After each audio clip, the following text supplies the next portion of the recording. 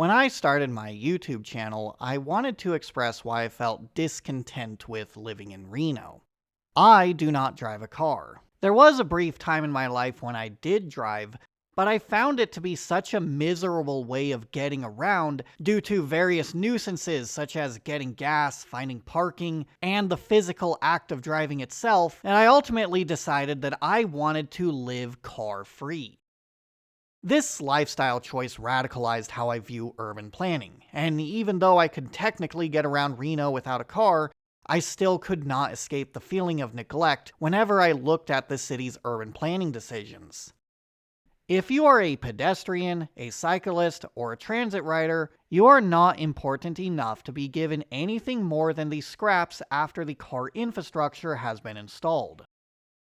This incompatibility between Reno's urban planning decisions and my desired lifestyle has made it so I do not feel like I belong here on any fundamental level.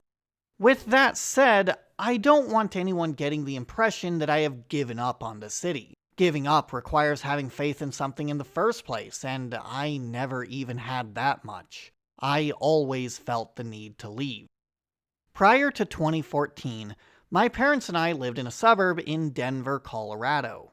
That year, I graduated high school, and my parents wanted to move to Nevada to get closer to family.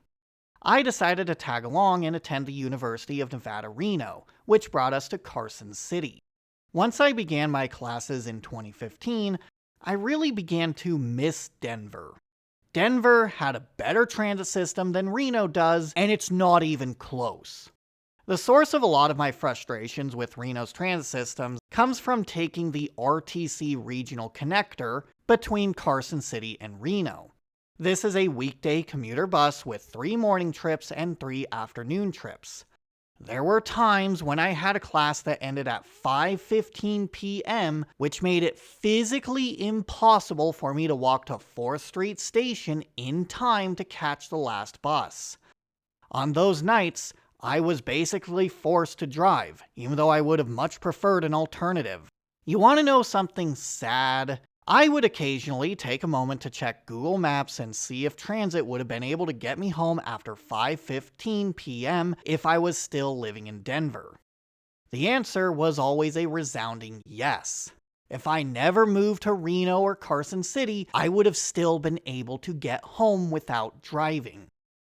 At first, I thought the problem was Reno. I figured it just wasn't big enough to support an adequate transit system. Of course, I now realize that is wrong. The real reason Reno doesn't have a better transit system is because it won't even bother building one. I remember complaining about this to the Regional Transportation Commission, and it led to a roundabout conversation where they told me they are funded based on existing ridership, so they cannot acquire funds to expand service, but by not being able to expand service, they cannot make transit attractive or useful. So what you end up getting is hourly buses that get stuck in traffic and buses that can't even take you home after 5:15 p.m. Looking back on this conversation, it really exemplifies what is wrong with places like Reno. Rather than viewing transit as a way to absorb predictable commutes so the highways and roads aren't overwhelmed with traffic, it is seen as an alternative for the poor and the desperate, so it is given the minimum amount of funding required to soak up those people who cannot afford a car or cannot drive. This is a problem that is prevalent throughout Nevada, not just Reno. If I were to compare Las Vegas's transit to Denver's transit to make the population difference feel more fair, Denver still has the better service and it's not even close.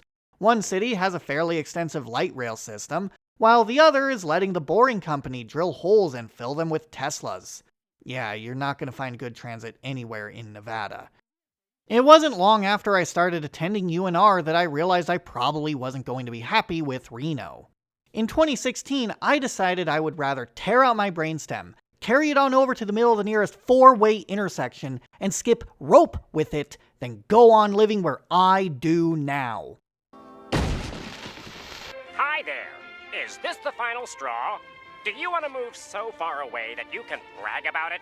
Then move to... I hate this channel. I made a plan to graduate, look for a job elsewhere, and leave Reno as soon as I could. Unfortunately, life didn't quite work out that way. Since paying off student loans and building a savings was more of a priority, I got a job in Reno. Then there was a once-in-a-century global pandemic, so it wasn't a good idea to move for a couple of years. During that time, I did find something that inspired me to start this channel.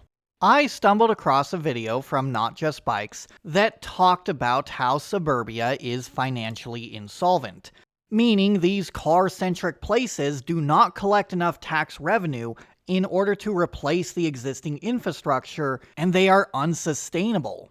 This car-centric pattern of development that forces everyone to drive is objectively the wrong way to build any kind of urban environment. It's bad in so many complicated ways that there are no benefits. It was at that moment that I felt vindicated. I was right to believe something is wrong with Reno and Carson City. I figured in the meantime I should start my own YouTube channel focusing on Reno. While I continued to make videos, I only grew more discontent with this city. As much as I would like my videos to have a tangible impact where it matters, that is probably not going to happen, and the only thing I can do to live a better, more fulfilling life is to leave Reno. Back in February, I decided I either needed to be moved to a remote position, or I needed to find a new job. I just couldn't take being in Reno anymore.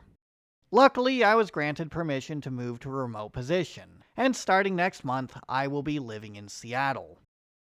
It's going to be difficult not having some resentment towards Reno and Carson City. I have spent the past 9 years, a third of my life, feeling like I do not belong here because I do not want to drive a car. That is ridiculous. I am ready to move on. I want to live somewhere that is walkable, has an adequate transit system, and appears to be making incremental steps in the right direction. Seattle was one of the places I was considering while I was attending UNR, and the city still seems to be a much better fit for me. In the few times I have visited Seattle, I get the impression that I am going to like this city a lot more than Reno. The bubble of what is within walking distance is going to be filled with more stuff.